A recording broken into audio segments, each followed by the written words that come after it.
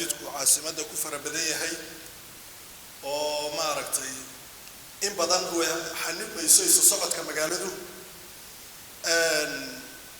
arintaasina kulli inta badan waxa sababaya wadooyinka ayaa yar wadooyinka magaalada caasimadda dhaxmara way yar yihiin sida daraadeed haddii wadooyinku yaraadaana ciriiri baa imanayo oo gaadiidkii wadooyinkii uu ku soo wada dhacayaa oo ciriiri halka uu ka imanayaa run ahaantii gaadiidka yaryar dadweynuhu isticmaalo fitista loo yaqaano waxaan oranayaa waa gaadiidka kaliya ee ay bulshadu ay wax ka faa'iiday weey gaadiidka yaryar tagaasida fitista loo yaqaano waa gaadiidka ugu bulshada manaafacaadka u leh weeyaan waxa jira gaadiid badan oo manaafacaad inoo lahayn oo de luxury iyo ku raaxaysi wax noocaas ah laakiin gaadiidka miskiin caawiyaha dadkii danyarta ahaa iyo dadkii iska ladnaa isa soo gaarsiiyay waa gaadiidka yaryar ee fitista loo yaqaano magaalada ka dhex gooshoweeye inta kadib waxaan oran lahaa waxba ka dhiman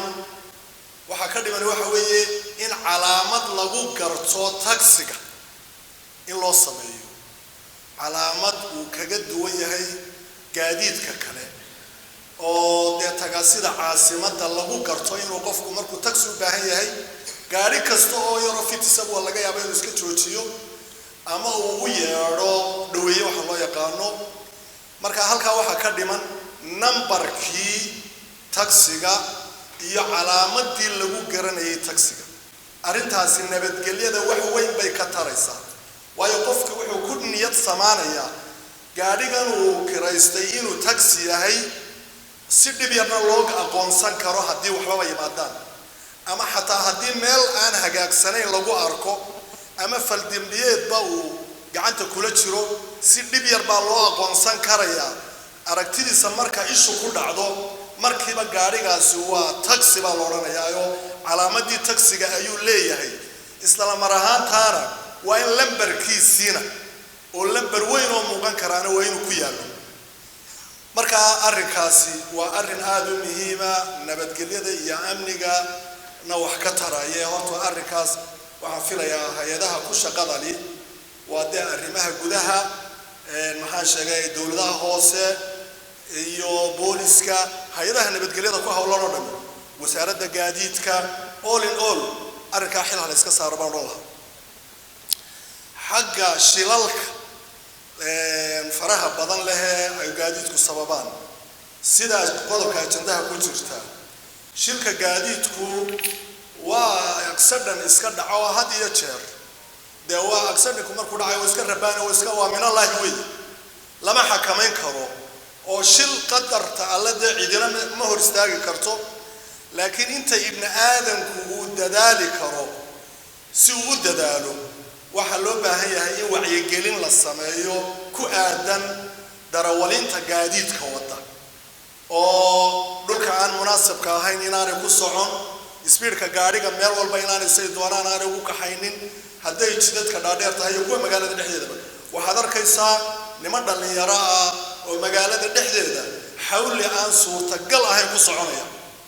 marka arrimahaana de waaba caasimadda bartankeediyo meel walba magaalada dhexdeeda meel walba waxa taagan askari boolisa askari traafika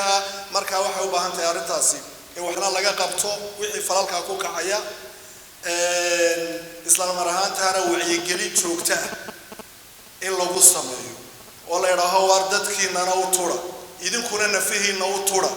hadduu accident geysto de dhibba ka timi oo ibn aadan iyo dad iyo duuy waxyeelaynaya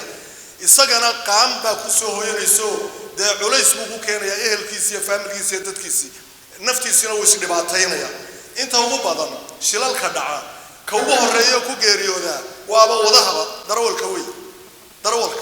marka naftiisana qofkaas ha u turo dadka uu sudana mas'uuliyadeeda de ha u turo xil ay saaro sida daraadeed waxa u baahan tahay arrintaasina wacyigelin fara badan oo xooga in la sameeyo waan aragnay qolada traafikadu telefishinada wacyigelin fiican bay ka bixiyaan instruction fiican bay ka sameeyaan waa intaasoo la sii xoojiyo inuu ficilkiina lagu daro askarigii marka la arko wadihii gaariga oo si xun u soconaya la qabto oo ganaax badan la saaro qofkii qayral mas'uul dadka laga qabto gaadiidku dambi male gaarigu waxaan maqlaayay muddo dhaweytoole iyadoo gaadiidka soo degaya qaar kamida la yara mamnuucayo leeyahay la joojiyo runtii gaariga yaran ka hadlaya fitista ayaana kamid ahaa gaariga yar fitista waa gaariga qof kasta oo dan yarihi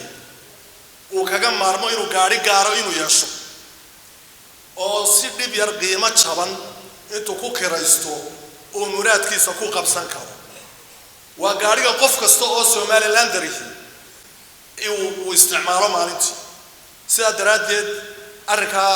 fiiro ha loogu noqdo baan oran lahaa arrinka fiiro ha loogu noqdo ayaan oran lahaa